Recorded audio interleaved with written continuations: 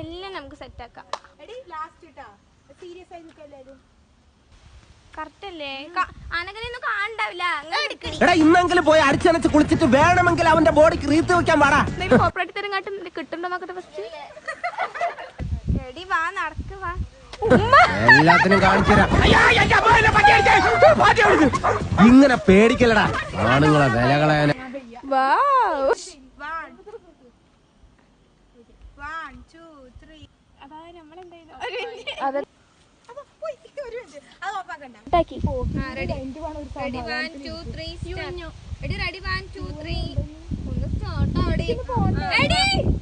start